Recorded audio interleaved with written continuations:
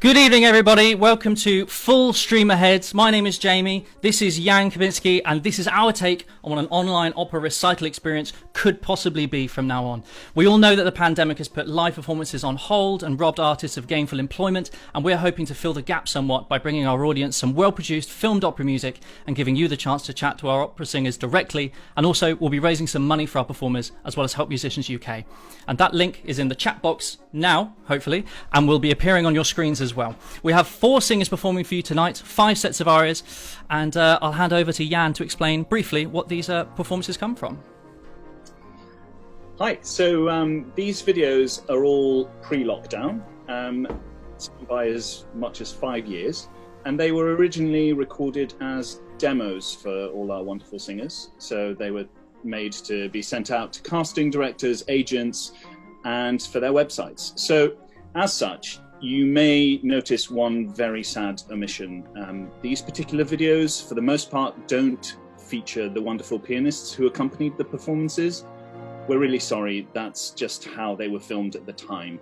A huge shout out though to Raya Kostova, Stuart Wilde, Pete Foggett and Paul Mackenzie, who are our orchestra for this evening. Many thanks to them for their input.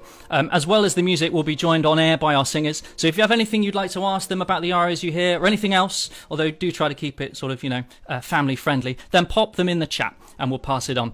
For the music, we have a set of Mozart arias, a set of French arias from Massenet and Gounod, an Italian aria set with Donizetti and Puccini, and a couple of English arias by Walton and Britton.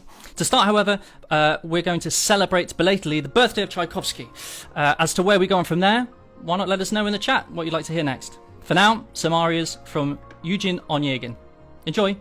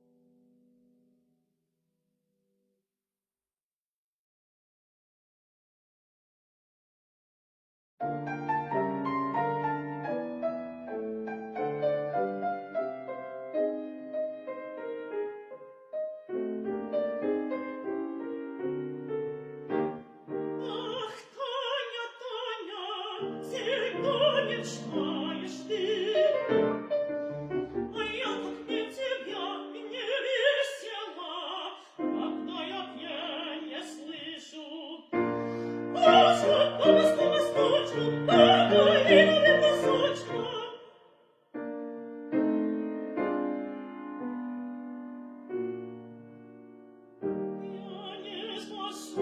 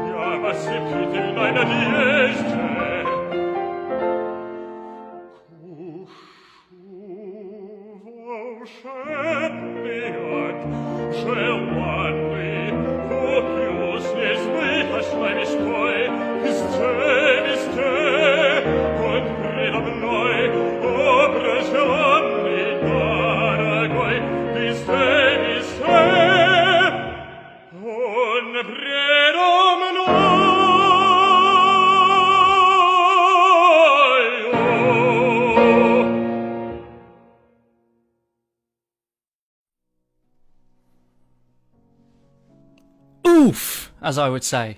Fantastic stuff there. We have our wonderful mezzo-soprano Rozanna Madylus here to join us. Hello, Rozanna. Dobry wieczór. Nice, very good. Keeping safe, happy and healthy in these turbulent times.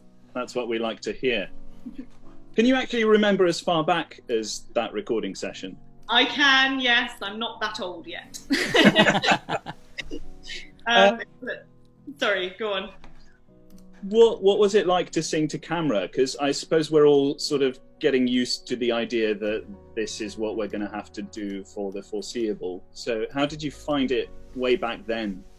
A bit strange, but we were very, very fortunate at the Royal Academy to have the wonderful Johnny Ramster, who actually gave us an amazing session on what it is and on how to marry performing live to a big audience and performing to the camera as well. Obviously, it's quite tricky because when you're performing to a big audience, your gestures are much bigger and much more exaggerated, as one would expect. So by that front, you know, if you're instead of performing to a large audience, you're performing a much more sort of direct, more intense way. Do you find that changes the way that you perform it at all, or do you sort of just marry it down a little bit to a more focused zone? Yeah, I think if you know that there's a camera there, I think you play to that camera much more as opposed to the bigger audience, which is tricky. Like I say, if you're being filmed in a big theatre, but if you're doing it in, as these videos were, sort of close proximity, you can every action you do can be micro and it will be picked up by the camera. And as the wonderful Johnny Ramster said, thought precedes action all the time, and that is indeed picked up. Everything, you can see it. If a singer is doing it well and has done their homework, as we all should, knowing exactly word for word what you're singing, and noting that, and then thinking, and that comes across very clearly. It's a good thing you did, because as I was writing up the subtitles to this, normally when we do opera demos, we don't actually have the translation running alongside it. So it's really clear that you knew exactly what you were singing about. And I heaved a huge sigh of relief when that bit came. Well, I mean, that music just suits you just down to the ground. We've already had some comments in the chat already about how much people have enjoyed your singing. Thank you. I just wonder, like, you know, do you find yourself singing lots of different styles? You know, is there something that you particularly is Russian something you particularly gravitate towards? Absolutely. For those who don't know, I'm of Ukrainian extraction, born and bred in the UK, but fully Ukrainian blooded, which I think you can hear in those mezzo overtones, or undertones. So yeah, I tend to gravitate towards that. I feel it right at home, singing Rachmaninoff, Tchaikovsky, Janacek, all of that. Yeah. Is there any sort of Russian music that isn't written for the mezzo-soprano voice that you sort of wish you could sing, or was written for you? The Salka is one of them. Yeah. I think that is just, yeah. What a role. What a beautiful aria as well. Yeah. But I wish I could be a soprano for a day for that. Very different life. Just a day. Just one. I believe that you have some very exciting news, don't you? You have an album coming out. I do. Well, it's already out, actually. So please excuse the shameless publicity. But I happen to have here a copy of. Snaps. It's been released on Champs Hill Records with the incredible and legendary Sir John Tomlinson and the wonderful Counterpoise Ensemble. It's a project that's very dear to my heart. It's about Alma Mahler and her many loves. And her tumultuous affair with Oskar Kokoschka, the artist. And this is Oskar Kokoschka's painting of of Alma. Yeah, so it's all about that. There's songs by Alma Mahler on there, Gustav Mahler, some Wagner, arrangements by David Matthews, and of course the one-man opera melodrama rather, written by John Kaskin, Kokoschka's Doll, which features Sir John Tomlinson. Yeah, I've had an opportunity to listen to some of your recording. It is absolutely fantastic. It's super. We actually have a little track of yours at the end of the stream. There'll be a small sample of what you can hear on that CD playing at the end. Everyone has to rush out and buy it. Exactly. Well, no, don't rush out. Don't rush out. No, don't rush out. You can online. Yeah, go online. Where can people find your CD, Rozanna? Visit the Champs Hill website, Champs Hill Records, or Presto Music, If you go on my Twitter account, it's all on there, all the information. But if you just Google Kokoschka's Doll, Champs Hill Records, and it should come up. Yeah. Fantastic. Well, thank you so much for being with us here tonight, and thank you for your fantastic singing during the recordings that you did. How long ago was it? A couple of years ago. I think it was 2018, I believe. Something like that. 18 years ago. God, blimey, is it? No, fantastic. No, well, thank you very much. Really appreciate it. Thanks for having a little chat with us as well. Thank you for inviting me. No problem. Spasiba and na zdrowia. Oh, you're way ahead of us then. That's great news. Oh, you all are? Oh, that's not fair.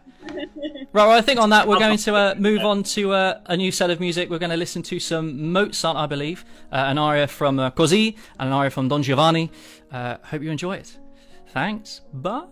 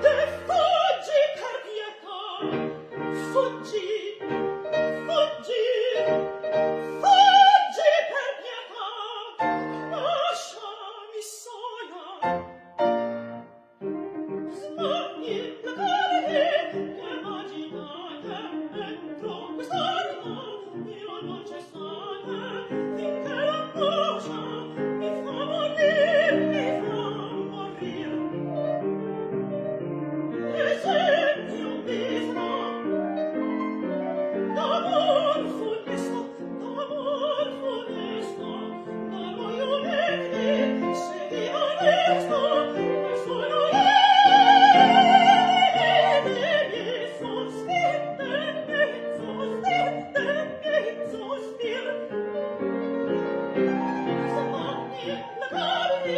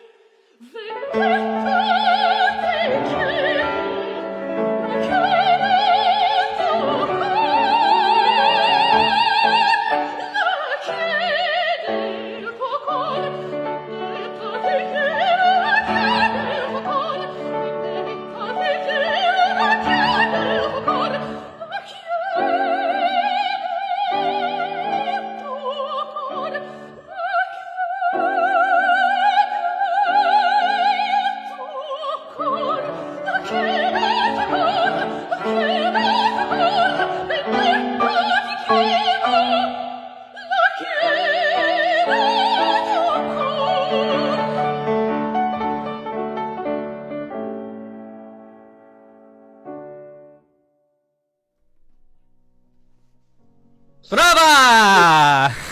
Back. What a scream!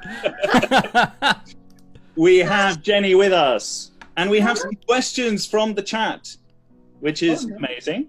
Bradley Travis wants to know, how does one approach a role like Donna Anna? Have you studied the whole role? Yeah, so I actually had to step in for it was a touring company, and I had to do the sort of 7th performance without any rehearsal, which was fairly interesting. So I did quite a lot of preparation with the other soprano doing Donna Anna, and she directed me on her rooftop garden. It was Andrea Tweedale. She's amazing. Oh, amazing. And we used all of the garden furniture to be the set. So that was that preparation. It's a terrifying role. Like it's as you heard, quite a scream. But You don't make it sound like a scream. Screaming with style. that's what singing is, right? Yeah, that's what it is. Controlled screaming, yeah. Yeah, it's Toy Story, isn't it? But it's a nice role to just go into full wholeheartedly and let everything open and feel the guilt and the it's a raw role. And John Cook is asking, if you couldn't be a singer, what would you do? That's an interesting question. It's actually something I've talked a bit about on lockdown, just in case, Haven't we all? But I know. I've thought for the past few years now that I'd probably want to be a sort of talking therapist, and I like to talk things through with people, listen to their problems, and try to make everything okay. Obviously, it doesn't work, but I try. Do you have any time? I'd love to book an appointment. Yes, and I charge about £200 per 5-minute session. Oh, I see. Right. Well, I'll be in touch. Yeah. Is there anything else that maybe you've discovered about yourself in lockdown, as you go into reflecting about life? Yeah, well, yes, I suppose so. I have quite a real dependency on chocolate right now, so I don't know whether that's just delving deep into life here. That's a new discovery? No, not at all. It's just that now we have a constant in bulk supply, which is a very dangerous there's thing. nothing wrong about that. Nothing wrong with that. We have in my kitchen we have a cupboard that was once for pans, which is now for spirits. Not like ghosts, but like, vodka and gin and stuff. It's brilliant. I'm loving it. We call it the spider cupboard, but because for some reason it always smells of that sort of like spider smell. Anyway, that's what I've discovered. That's what I've discovered about myself, is that I have a spider cupboard full of booze. That's fine. We're not here for me. We're here for you, darling. We're here for you. We all have a spider cupboard full of booze. We have a spider bookshelf full of booze, actually. Yeah. It's like the drawer full of sort of lots of random things, like batteries that don't work and like keys for houses that you moved out of 7 years ago and things like that. And now you've thrown it all away and put loads of booze in. Yeah, exactly. That's what I've done with it. Sorry, it's completely irrelevant. I'm sure no one cares about my spider cupboard. I'm sorry. I'll let you get back to what you're doing. Jenny, you're getting some lovely comments about your hair. Now, I'm not sure whether it's the hair in the video or the hair you're sporting right now. Let's assume it's the hair you're sporting right now. And the question is, did Ali cut it? No! I'll have to stand up to show you how long it is. It hasn't been cut for a very long time. Ali he doesn't touch my hair. I mean, my hair doesn't get touched as much as it used to. Not in an inappropriate way, just I don't wash it. No, family shows. Yeah, but those who don't know, Ali is Jenny's husband. Yeah, but his hair has been cut by me. How was that? Was that stressful?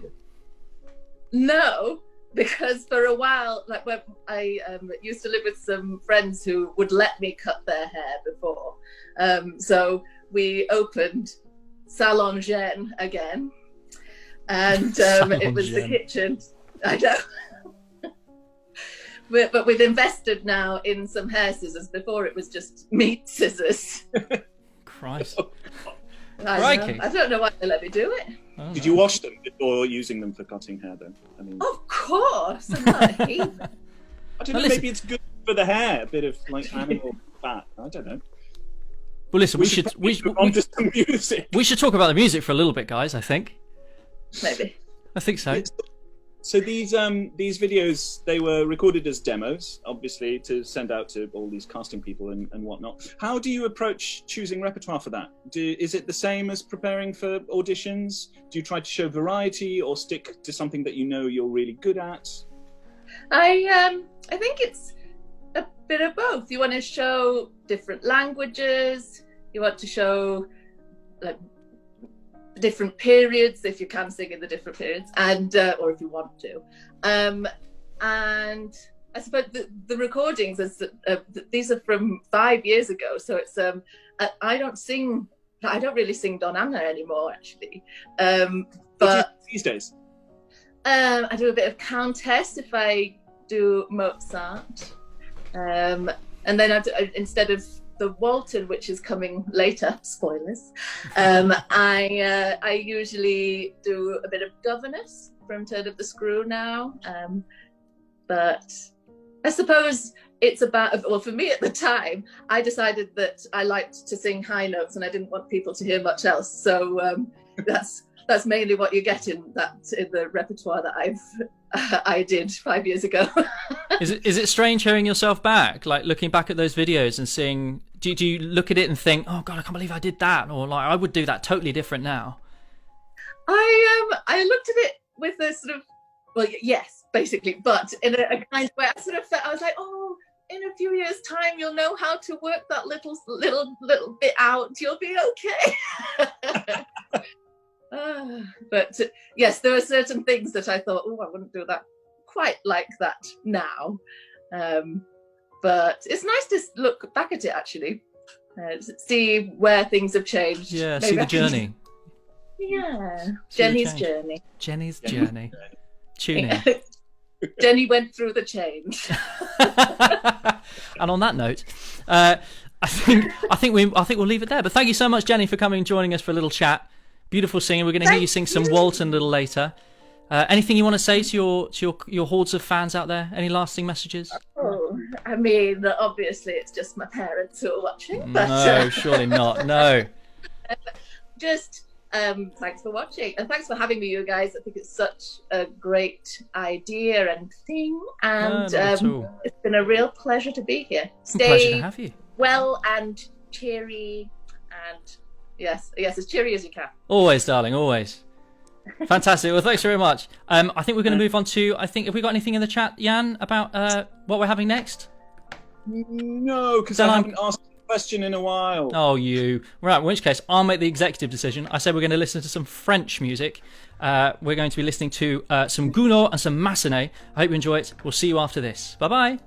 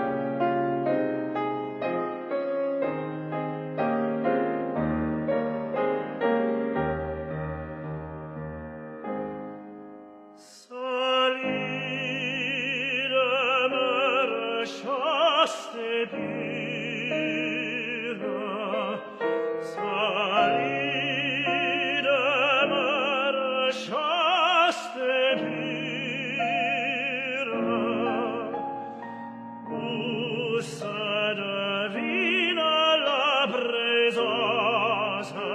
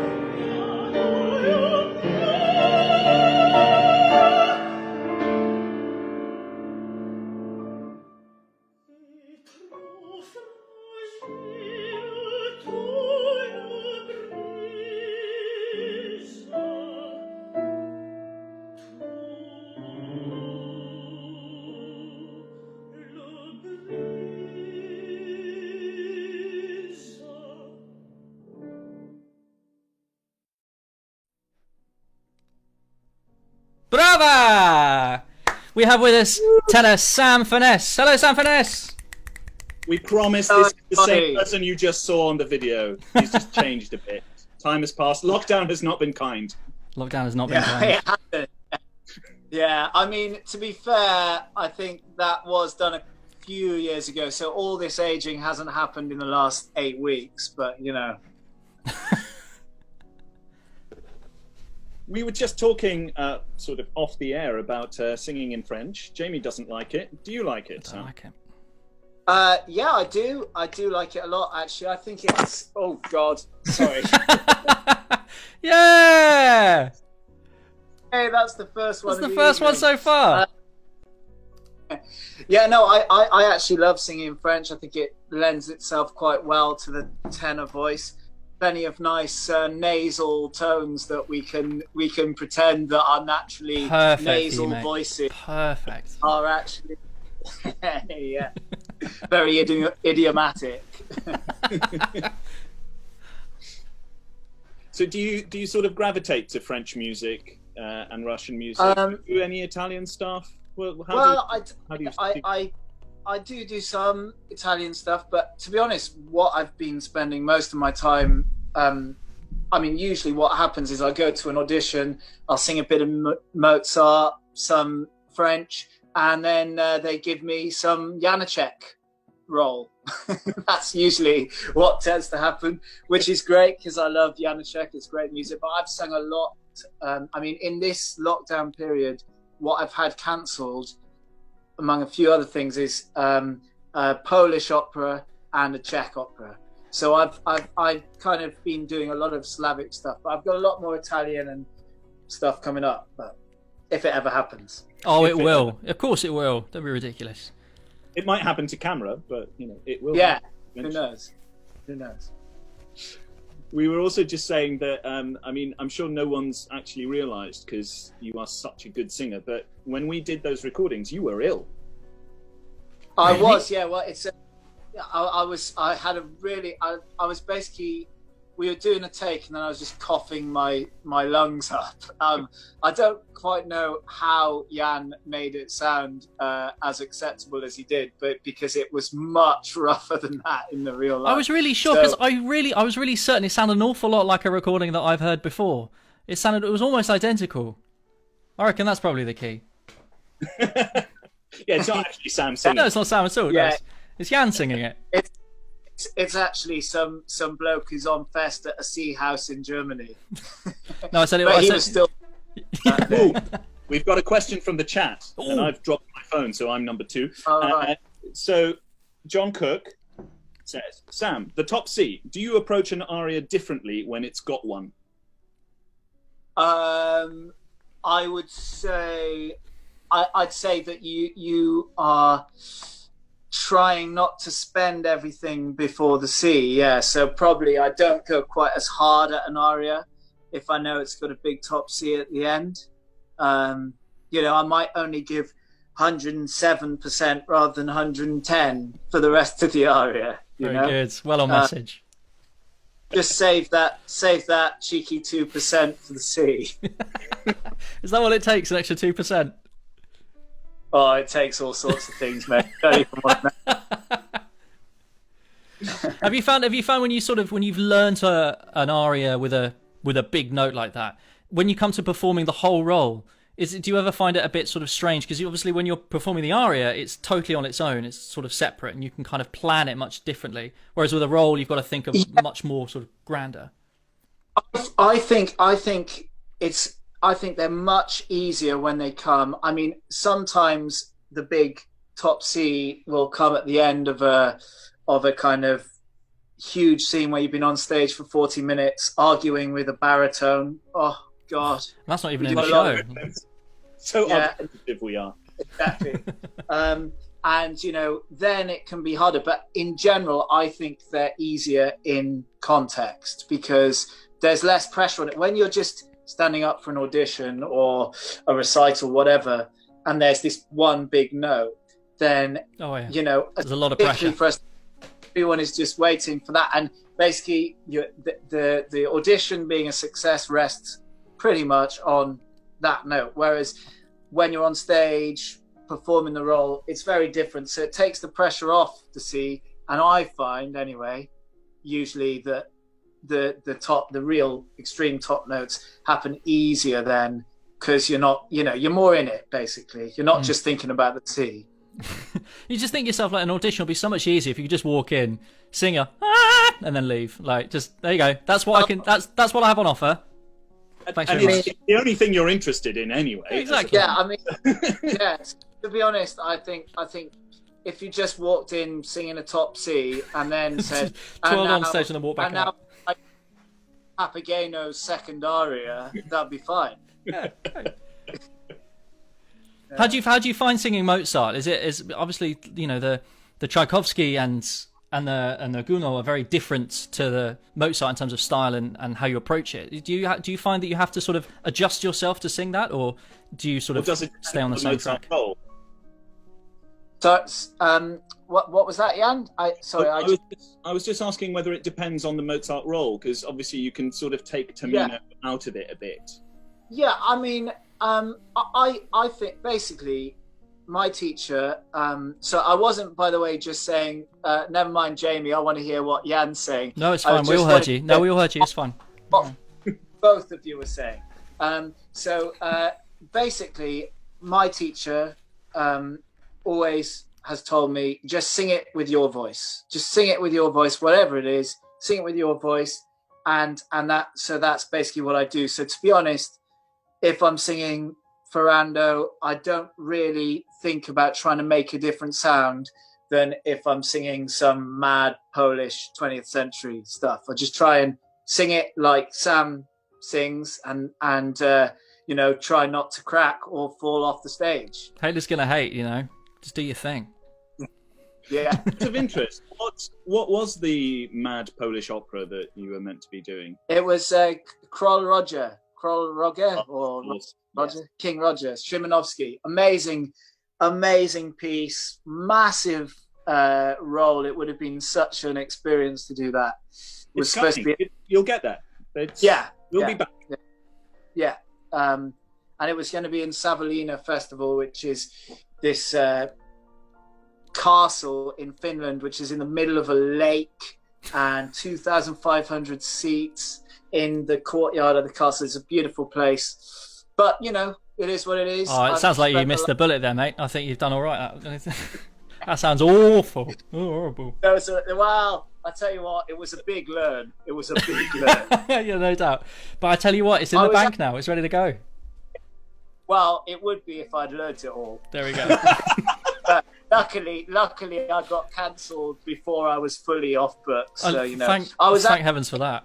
If I hadn't have been cancelled, Jan, you were about to get the call, because on lockdown I had no access to a Polish coach. So I was preparing it. I was going to give you a little tinkle to see if you could shake me up.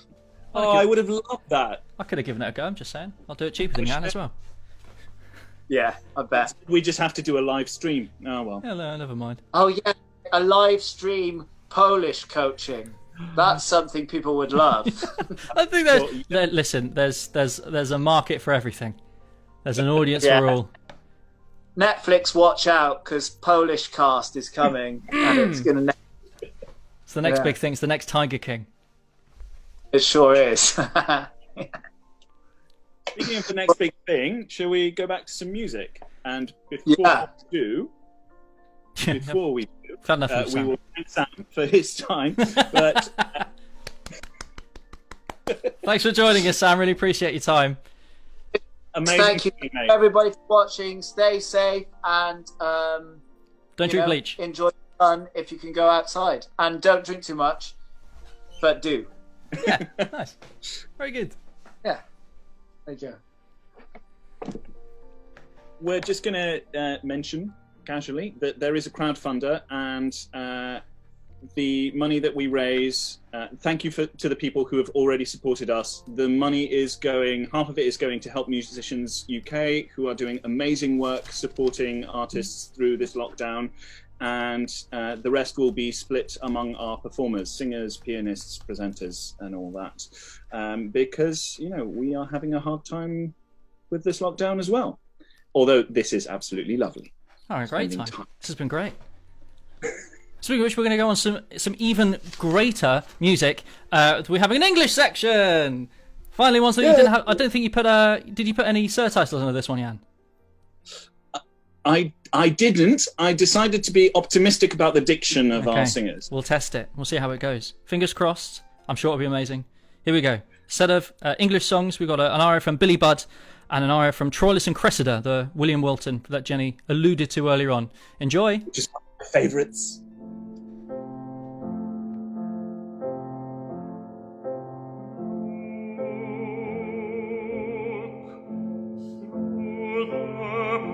Comes the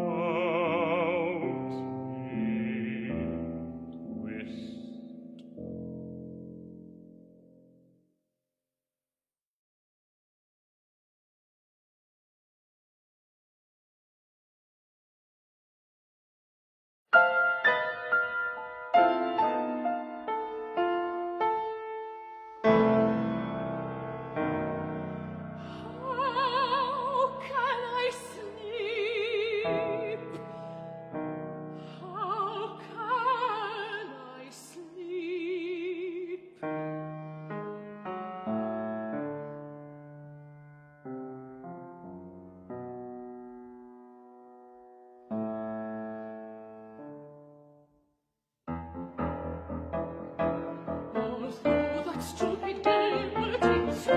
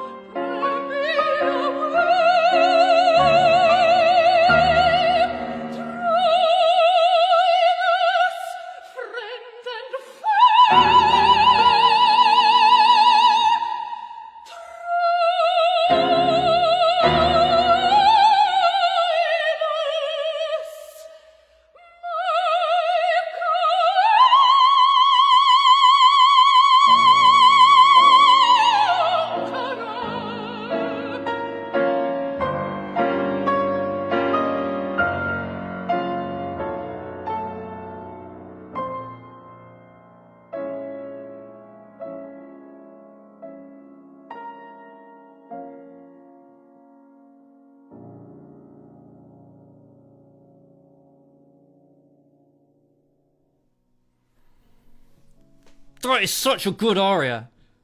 I love that aria. It's so good. I'd never heard it before. No, neither had I. And then I'm recording a friend of mine, Jenny, and she sings it, and I'm like, it's amazing. It's so good. Oh. Speaking of so good, we have bass baritone Thomas Humphreys here. Hooray! Woo! Welcome. Thanks for hanging about and waiting for us. Thank you very much for having me. Not at all. Pleasure to have you. Okay, you, Tom. I mean, you've been on my podcast. Now you're on the live stream. I loved that podcast. That was so much fun. That was a pre-lockdown memory I've kept with me. Ah. Yeah, we got to walk around. Where did we go? Christchurch Meadow in Oxford. It was so romantic. It was lovely. How is lockdown treating you? Lockdown is treating me well-ish. Yeah, I'm staying sane. One thing I haven't done a lot of is singing, actually. Oh. That's fine. But, well, I know. But I mean, I'm trying to get back into it now. It's a funny thing, isn't it? Because you sort of spend your entire life, being a singer. You train for so long, and it's your job and it's your vocation, and then suddenly, when you're not able to do it, you're suddenly forced into this situation where you're like, okay, what do I do? What do I like? And you sort of find new hobbies or new, What have you found yourself doing instead of singing? Do you read? Do you cook? Do you sew? Do you have a sourdough starter? No? Yes? Come on. Well, do you know what? I did have a sourdough starter, and I couldn't get any flour, so I killed it, basically. During the great flour debate. Yeah. But no, I've been doing... Do you know, my musical thing I was doing was... I've been practicing the piano, because I was like the worst piano student in the world when I was at school. And I didn't play for 10 years, or more. And I just thought, you know what, this is a perfect time to start that again. And I can sort of play, but just not nearly as well as I would like to. So that's kind of become my musical hobby. Whereas singing, I guess I love it, but it does take on the aspect of a job, doesn't it? And this has, in some ways, been a bit of an extended vacation, if you will, a stressful vacation, but and it probably reminds you as well at the same time, especially when singing is your job and there's all those pressures and stresses attached to it, having the opportunity to sort of sit back and find the joy in just making music for the sake of making music rather than for an audition or for a concert or things like that. I've certainly found it really great, and I've sort of refound a joy in singing rather than you get to a certain point and you just like, I never want to sing a note ever again, sort of thing. Yeah, well, exactly. And I've come full circle now, and I've started practicing again, and I feel really, really into it. And I'm try and do an online lesson with my teacher, see how that goes, because I've missed those, so that's sort of given me the drive again a bit to sort of do the daily practice and make sure I get a good hour-ish in, Well, that's very good of you. Well done. Well, I think a staying alive in the shower for me is all I've been able to get through so far. Well, that's good. Whereas I'm processing my aria envy, and I'm just singing tenor repertoire pretty badly, but just for the hell of it. Yeah, and it's very in vogue though. The transition from baritone to tenor, it's very in vogue. Yeah. I'd rather be a trendsetter than a trend follower, but who knows? Well, you could go up to soprano. You could make the full jump. I would love to hear that. Here's a fine falsetto. Is there any sort of soprano or mezzo arias that you'd love to sing, Tom, or is it any tenor arias? Sure. Well, do you know what? I did always want to be a tenor, and comically, I did my first year undergrad exam as a tenor. And I think I'd always wanted to, I'd kind of grown up being played like recordings of Pavarotti and Corelli and Domingo and these sort of more dramatic tenors. And of course, the only thing, like my teacher sort of would give me Handel tenor arias, and like Dalla sua pace from Don Giovanni, which was hilarious because I didn't really have the top notes at all. And they're not even that high. They got to like a high G which for tenor is nothing, and I'd just be screaming my head off whenever it was so bad. And I did just about pass the exam, but with a lot of, I think I was 18 years old, so they gave me a bit of I thought, well, let's get him through his course at least, if he's going to do something like this. But and did you make the decision yourself, or were you politely taken aside and said maybe you should consider just maybe singing some baritone stuff for a while? Yeah, well, it was hilarious. I basically then I began the next year. My teacher was like, "Yeah, you're not a tenor, are you?" It's like that thing when you're at school and you see, when you're a kid at school and one of your classmates has gone through the Jenny change, and sort of suddenly is 6 foot tall and is speaking really low after having sort of been 4'2" and speaking like a Joe Pasquale sort of thing. Yeah. Well, I mean, I think it was probably just that I clearly couldn't sing the stuff, and I probably looked pained, and kept cracking all the time. I think that was a big giveaway. And so she said to me, "Well, maybe we should try baritone stuff for a while, and let's see where that goes." And I sort of stayed. It's worked out well. Stayed a baritone. Yeah, and I've enjoyed it. Yeah, for sure. Was there any other point when you thought to yourself that maybe you'd do something else in that sort of change? Career-wise? Yeah. Probably every month. Yeah. I would say. The vicissitudes of being a singer mean that it's a very up and down career, and when it's going well, it's wonderful and it's fantastic to have work and to sing for a living. But when you don't have the work and you're frantically trying to find work, it is stressful, and you do have moments of thinking, well, there were other things I could do. But mine, I have to say, were probably all slightly artistically related. The other thing I'd wanted to do was, I don't know, write, and I was like, that's probably, I've got even less chance of making it anything. Yeah.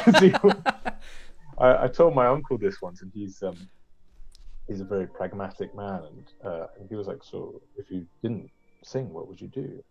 That was my alternative, and he just looked at me as like, oh god, you're going to debtor's prison, aren't you? Get back to that piano.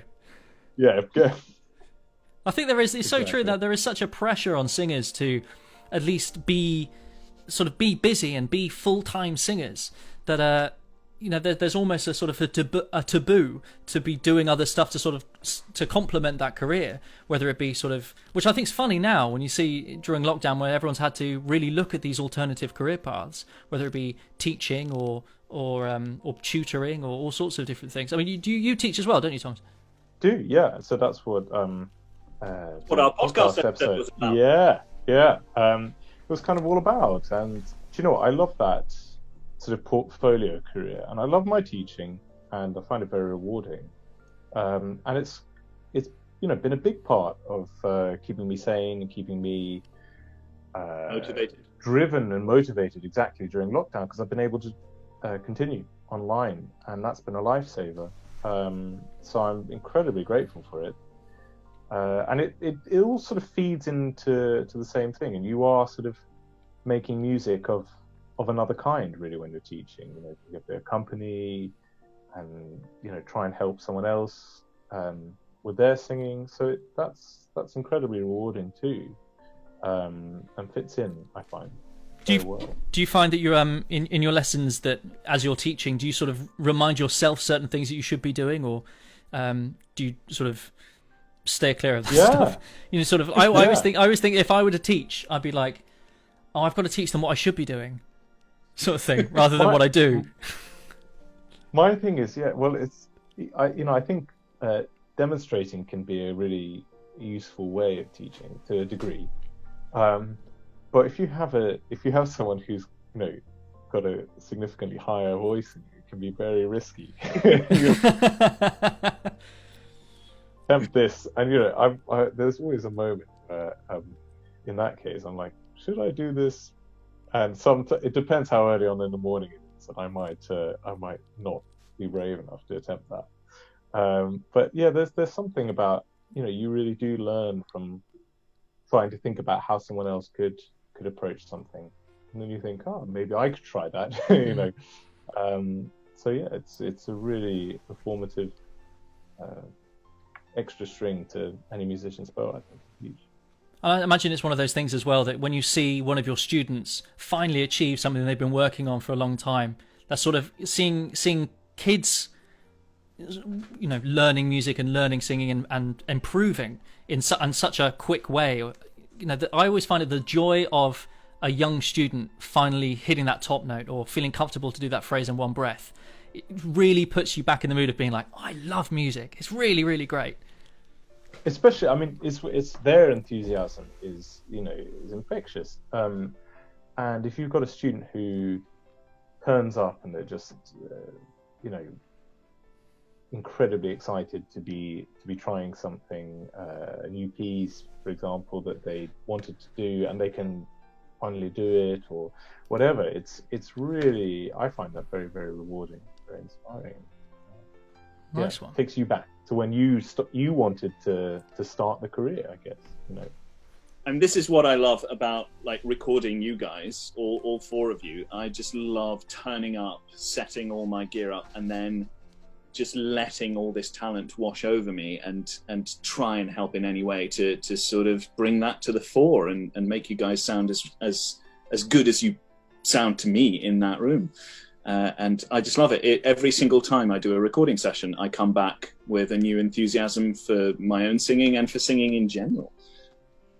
I think in our sessions, I think I needed quite a few moments of Jan helping me out. Shush you. It doesn't matter as long as you got it in the take. As long as you got it in the can, that's all that matters. Yeah. All the noises came out of your mouth, so you know it's all good. Just not necessarily in that order. No. Kind of he Tarantino'd it. He started at the end and went back. Nice. Amazing. Well, thanks so much for joining us, Tom. Really appreciate your time. Oh, it's been amazing. Thanks, guys. Absolutely, and wonderful singing. Thanks again. And thank you. I'm sure I'm sure your hair will reach the same heights as it once was. You'll get there. Well, I don't know. It looks great. I had the chop, and I thought, I'm past 30 now. I think long hair is a young man's game, really, unless you're, I don't know, Borostowski or someone who could put it off into their 50s. That's fine. I think you'd rock it either way. You haven't gone for a top knot though, so I think that's something to consider. Options. Anyway, thank you so much for joining us, Thomas. Stay safe and everything. Really appreciate your time. We'll see you again soon. Yes. Bye. So we're going to do one final round of arias. We're having in the Italian section some Donizetti and some Puccini, and we'll see you shortly after this. Bye.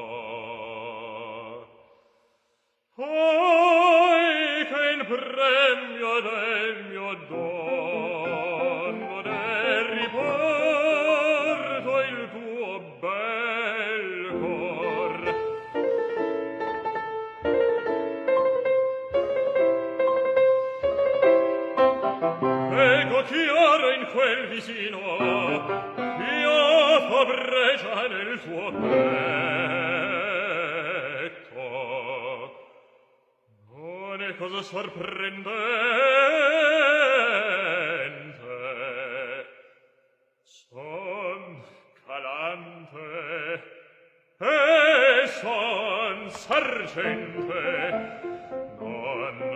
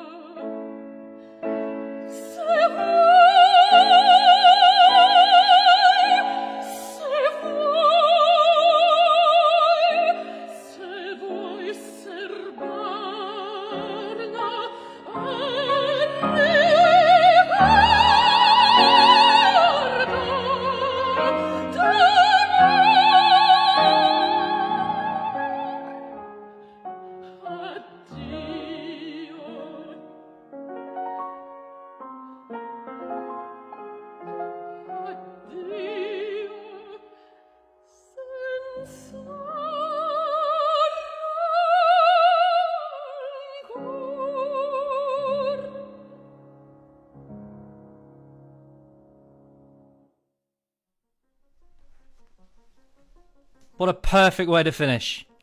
Beautiful. Absolutely stunning.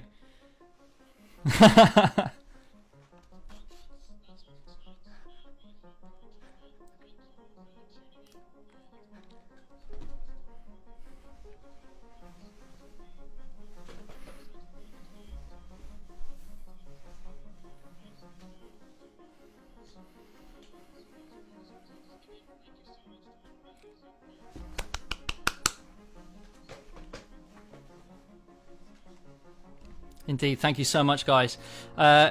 Just quick say, thank you so much for joining us and being a part of this semi-experiment on our part. If you like this format, we still have a fair bit of Jan's back catalogue to go through. But we're also hoping that once lockdown eases, we can make some fresh recordings, especially for this format. especially for this format, and we're also getting geared up to offer the option of streaming concerts live with proper Kapinski sound and multiple cameras and things. We'll let you know all about it. I'm aware, I think, that I may have accidentally have left Jan on mute there, so it's the first mistake on my part. I'm very sorry, Jan. I know. Oh, no. It's awful, isn't it? Oh no, do I have to say it again? You do, I'm afraid. Oh no. Oh, now I'm so everyone's sorry. going to know that I'm sort of reading from a script. Okay, I'll do this as naturally as I can. Well, that's all for tonight. Very We nice. hope you enjoyed that. Thank you for tuning in. Thanks to everyone who supported the crowdfunder. As I said before, 50% of that crowdfunder is going directly to Help Musicians UK, and the rest is going to be split between our performers, that's singers, pianists, and speaking of pianists, thank you so much to Raya Kostova, Stuart Wilde, Pete Foggett, and Paul Mackenzie. This is the Bravi Tutti that we did. That was the on Bravi Tutti. It looked great. I'm going to say, if out of an hour and a half we only managed to get three technical errors, I think that's not too bad. I'm happy with that. I'll take that any day of the week. Anyway, so thank you all so much for joining us. Please do consider donating to the crowdfunder. As Jan says, 50% of it does go to Help Musicians UK, and with the 100% pledge, 100% of the donations go straight to frontline projects and causes. So please do give if you can. If you can't, no problem. Thank you very much for joining us. And again, if you have enjoyed this format, please let us know. Give us any comments. If you think you'd rather have something else or something different, let us know. We'd love to hear about it. But to sing us away, we're going to play, as we said earlier on, one of Rozanna's tracks from her new CD, the Wagner's Trauma, performed by Rozanna and Counterpoise. Thank you all for joining us. Hopefully see you next time. Take care of yourselves. Bye-bye. Bye.